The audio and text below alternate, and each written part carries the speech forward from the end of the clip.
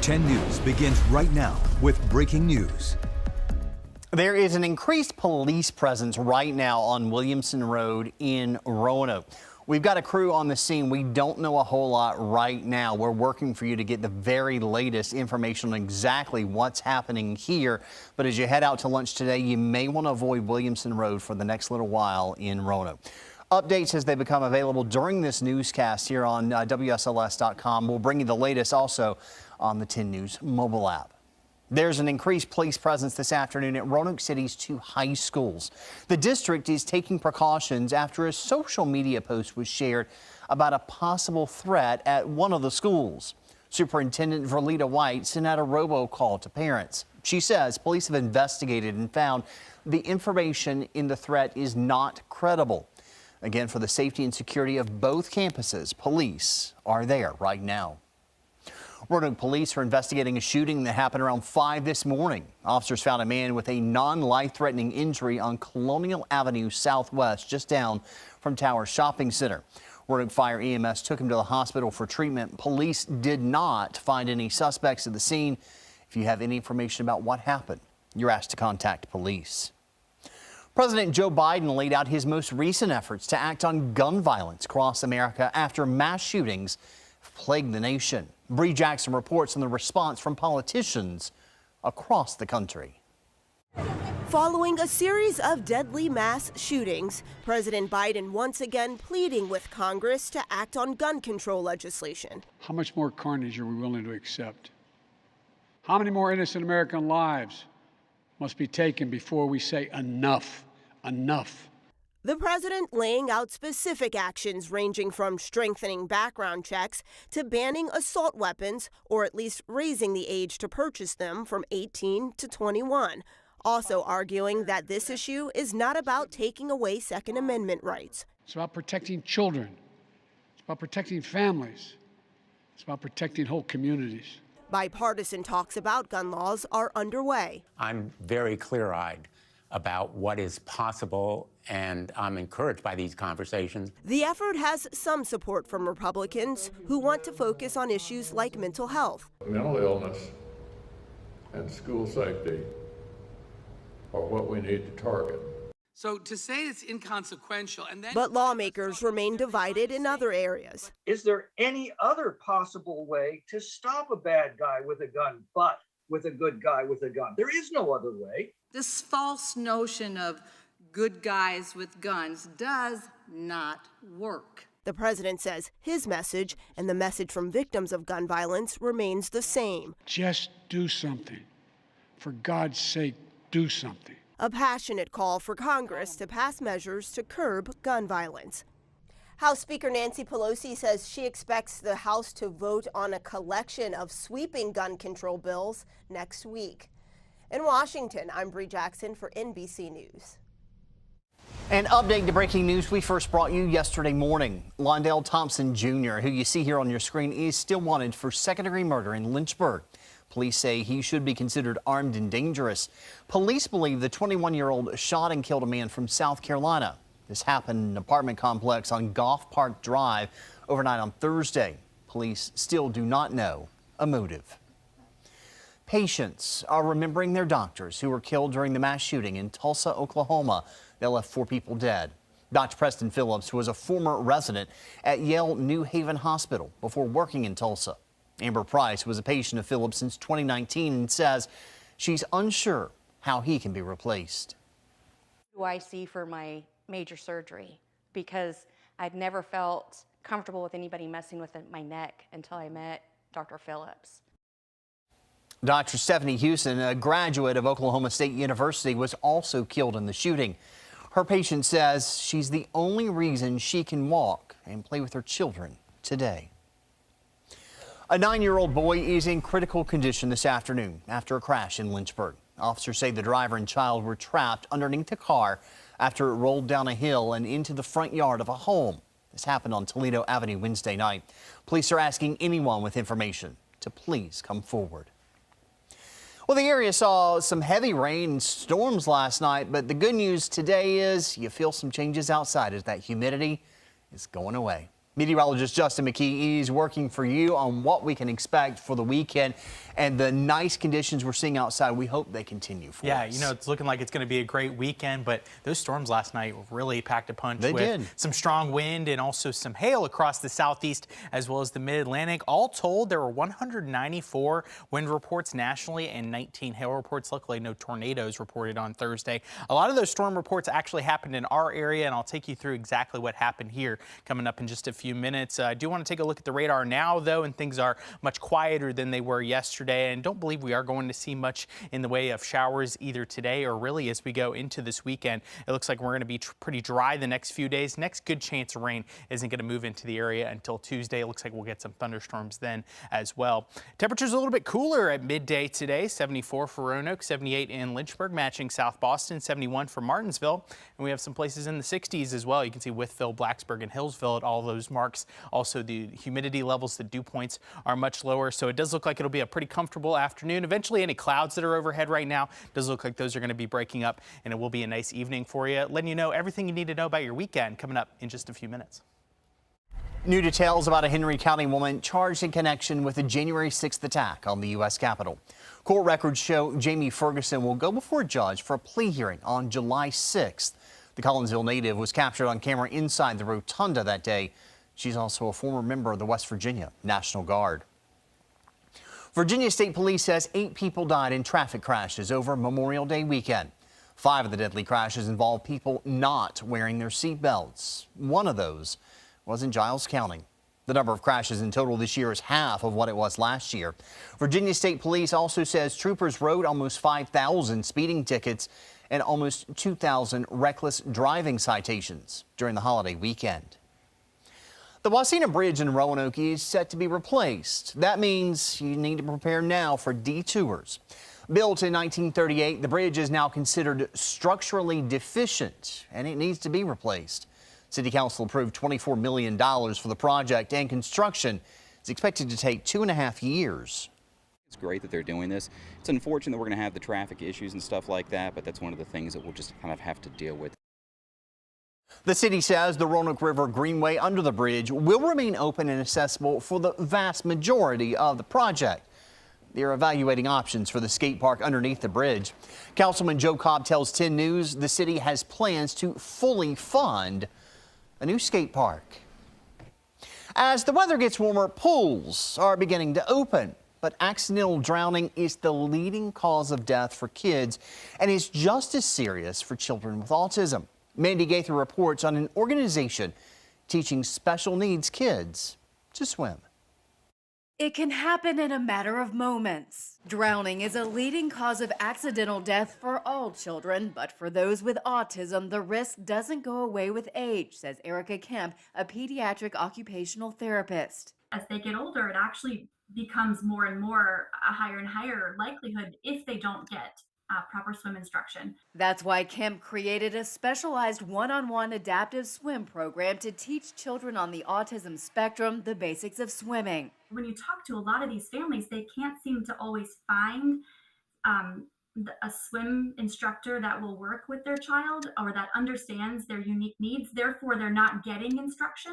Because every child with autism has different needs, Kim says traditional group swim lessons may not work. She says her program allows the instructor to customize skills for each child. We use visual schedules. We have a really consistent routine and structure, but then it's also, it's individualized in that they move through different stations and each station has a different skill that they're working on.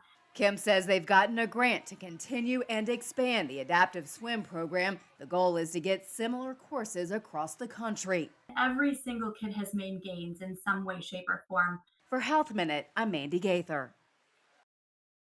Roanoke's pools are now open for the season. Both the Washington Park and Fallon Park pools opened about 10 minutes ago, and they'll open 6 days a week through August 15th. For more information about operating hours and admission, you can head to our website, WSLS.com. As the Queen's Jubilee continues, today Queen Elizabeth II was not present for activities because of her health. The day began with people giving thanks and prayers to the Queen at St. Paul's Cathedral. Prince Harry and Meghan Markle arrived to give thanks as well. One historian spoke on the significance of the Jubilee. And that is what people will be celebrating during the Jubilee. All the pomp and circumstance of the monarchy and what it stands for, and the way in which she has embodied it so well and with such a wonderful sense of duty. The Queen is now 96 years old. She served the United Kingdom for 7 decades, longer than anyone else in that nation's history. So to come, today is National Donut Day, the places you can snag a free donut and how it honors women from World War II. More than 90% of students here on the campus of Virginia Tech in Blacksburg are registered to vote. It's a really high number compared to other college campuses across the U.S., but they've been working for years to get to that number. Registrars in Virginia in this area made it very hard for college students to vote. How students have been pushing for change for years on campus and off. Asking people to register to vote is a pretty easy thing to rally around. I think it's one of those rights that we have as a citizen that we want to exercise. I know that college students have the power to make that change. Our Solutionaries team is tackling voter rights and education and ways we can all help. You can watch it right now if you're an insider on WSLS.com and on YouTube.com/Solutionaries.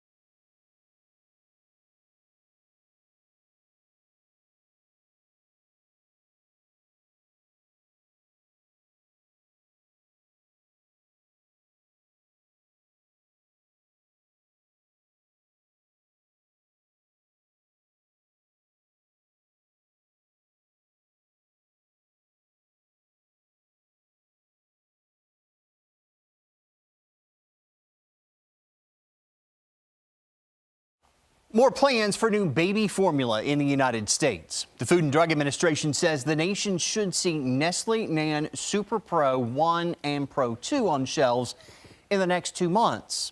249,000 cans will be available on Gerber.com and in some stores. To stay up to date on formula shipments, you can check out whitehouse.gov/formula.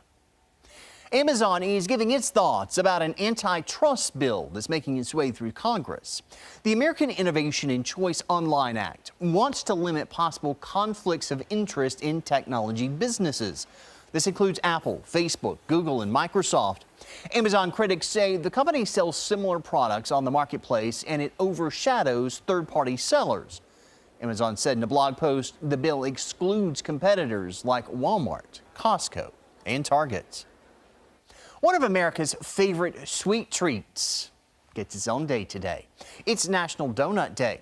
To celebrate, there are some free perks available for you. Duck Donuts is offering a free cinnamon sugar donut. This offer is available in stores without a purchase. You can get a free donut today at Krispy Kreme, and Dunkin' is giving out free donuts if you buy a drink. National Donut Day was established in 1938 by the Chicago Salvation Army to honor the women who served donuts to soldiers during World War I. Now for a look at stories making headlines in the world of entertainment. Mario Kart comes to life. The Rolling Stones get remastered in the Big Apple, and a princess shows us she's not to be reckoned with. Rick Demigella gives us a preview. I'll never stop until I'm holding.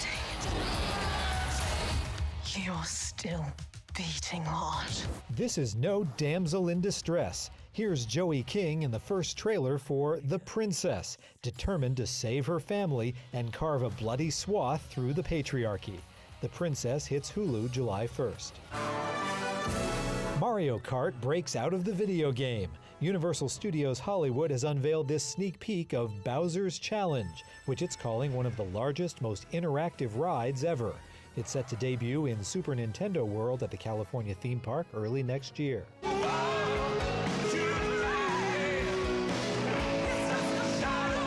A special Stones gig at the Garden. Rolling Stones Licked live in NYC is fully restored and remastered from the original 2003 release, including Gimme Shelter and 3 other previously unreleased performances. It's due out in DVD and CD, Blu-ray and CD, and CD and LP packages on June 10th. In Hollywood, I'm David Daniel. Your local weather authority, always watching and tracking for you from the JES Weather Center. As promised, taking you through some of the storm reports from Thursday. In our area, it was mainly wind damage reports. So we had one from Bedford of a tree on a road, Collinsville, tree on power lines, a tree unfortunately on a house in Dry Fork, and then more trees in the road in Mount Airy. Check out this though. Lightning strike in Roanoke happened to catch a tree. A limb actually fell on a car, so hopefully that car owner can pick up the pieces today. Luckily, the weather much quiet for our Friday. It looks like not much in the way of showers as we are going through the day today. There are some showers and storms still associated with this past cold front that passed through. You can see some of those up in New England and also down in the southeast. But again, most of those are going to be staying away from our area today. Still dealing with some clouds at the moment. I do think those are going to be backing off as we go into this afternoon. Should be a pretty bright weekend. I think the chance for rain completely stays out of our forecast. Eventually, as warmth and humidity builds next week, we are going to see the chance for storms return to the area. It looks like the next best chance coming in on Tuesday. If you've been outside today, you've likely noticed some cooler temperatures between, say, 10 and 15 degrees cooler, including a 10-degree drop in Lynchburg, 12-degree drop for Roanoke. It's a 15-degree drop for Hillsville. So that's giving us temperatures in the 60s and 70s across the area. Lynchburg and South Boston, the warmest spots at 78 degrees. Looks like the middle 70s for Roanoke. And we're in the 60s across the New River Valley. If you are looking for anything to do this afternoon as well as this evening, the Blacksburg Regional for the NCAA tournament is getting going. Columbia and Gonzaga going to get going at 1 o'clock. Looks like that temperature going to be around 74 with a mix of sun and clouds. It will be a little bit cooler for the evening tilt. That is Virginia Tech and Wright State. So we'll see if the Hokies can advance in the Blacksburg Regional as we go into this weekend. This evening, there is a passage of the International Space Station. That is going to start from the west-northwest at 9:14.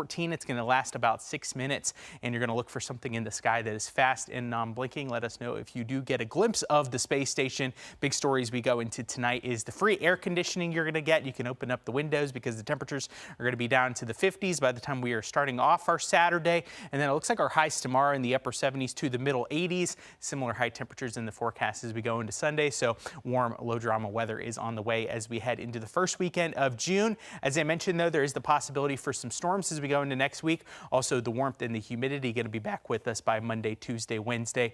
Also, we are watching for the first tropical system of the year. The good news is it does not look like we're going to have any worries with that one, but we can give you the latest information on it. So right now, this is known as potential tropical cyclone 1. It has 40-mile-per-hour winds, gusts up to 50 miles per hour, and this is moving to the northeast at 5 miles per hour. The National Hurricane Center still saying that this is going to become Tropical Storm Alex, potentially making landfall this weekend in Florida, and then eventually it's going to be moving out into the Atlantic. Basically, the only thing you need to know about this system is if you are heading to the beach this weekend, possibility for some rip currents associated with it. As I mentioned, Alex is the name on the list that storm would potentially get if it does become a tropical system. And of course, tropical season has arrived, so you're getting yourself very accustomed to these names over the next few months. Hurricane season does not end until November 30th. So here's the forecast for the next 24 hours. Really comfortable out there today. 81 the high. You're probably noticing the lack of the humidity compared to recent days. Overnight tonight, that's going to continue. Free air conditioning, our low down to 56 under mostly clear skies. Your extended forecast features a really nice weekend. Your only homework assignment for me is to get outside and enjoy it, because it does look like eventually we'll have some storms to dodge next week. It looks like the highest chances would be Tuesday and Wednesday. Love the idea of being able to turn off the air conditioner, maybe open the windows up as long as the pollen doesn't kill you, and just enjoy it this weekend. Pretty hot the last few days, getting close to 90 degrees on a few of them. Glad we're not going to be quite that hot. Yeah, it's going to be absolutely wonderful. Yep. Thanks, Justin. You bet. Dogs testing for COVID-19. The French study showing promising results for the future.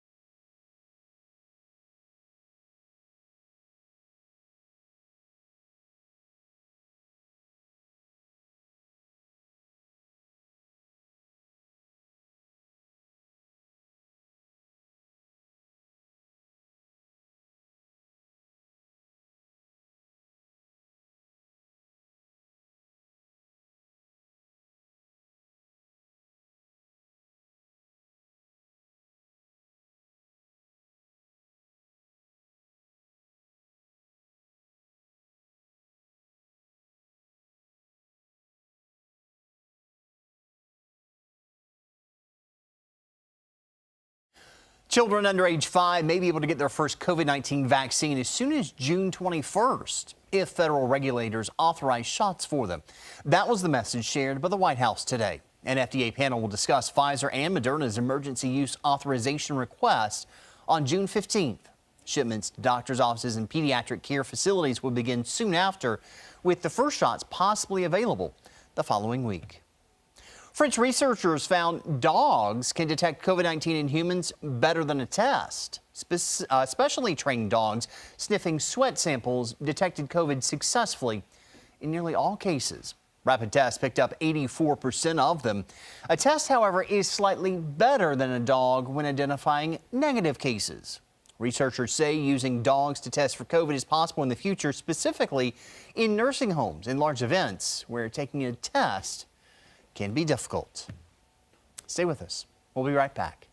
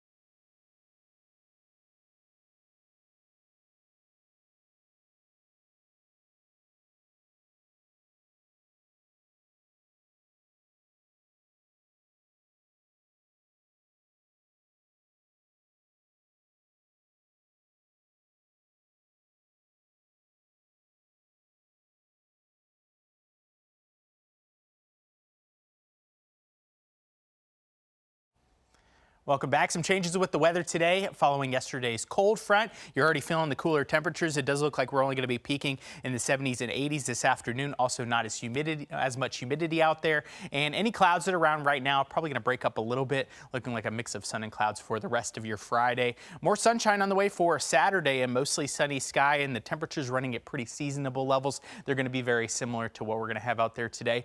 Staying quiet through Sunday as well. No chance of rain. Eventually those chances are going to creep up a little bit as we go into next week, especially Tuesday, Wednesday. Good chances some storms there. Also, you're going to notice the warmth and humidity returning to the area as we head into next week. Patrick? All right, thank you, Justin. Finally this afternoon, today is my last day on air here at WSLS 10. After taking some time off, I'll take a role behind the scenes, still helping to produce the newscast you see here on air. It's a change I've thought about now for the last couple of years, and it's now that's a good time to make that move. I'll admit, this isn't easy. Jumping into something new after 21 years in television, 16 of those here, it's a little terrifying, but I am looking forward to the challenge. I'm also ready for a normal sleep schedule and the ability to stay up and watch primetime television, something I haven't been able to do in more than 2 decades. But I'm mainly looking forward to more time with family and friends, something I've neglected for far too long. During our 16 years together, I've been on your side, working for you to cover storms and sunny days. Remember back in the days when I did weather? And then I moved to the news desk, covering many tragedies, but also the many joys of life. What I've enjoyed most is getting to meet you at various community events, in restaurants, and at the grocery store, even when I didn't look my best. I'm also thankful for my incredible colleagues who strive to bring you the truth in a world where that's sometimes very hard to find. Well, my time at the news desk is coming to an end. You're in capable hands with this amazing team of journalists. I'll be cheering them on as I'm cheering you on as well. I can't wait to hear the amazing stories about the things you're doing to make our community a better place to live. And with that, that is our time together here at noon. We thank you for spending part of your lunch hour with us. The news team back at 5 with our 90 minutes of local news. Goodbye.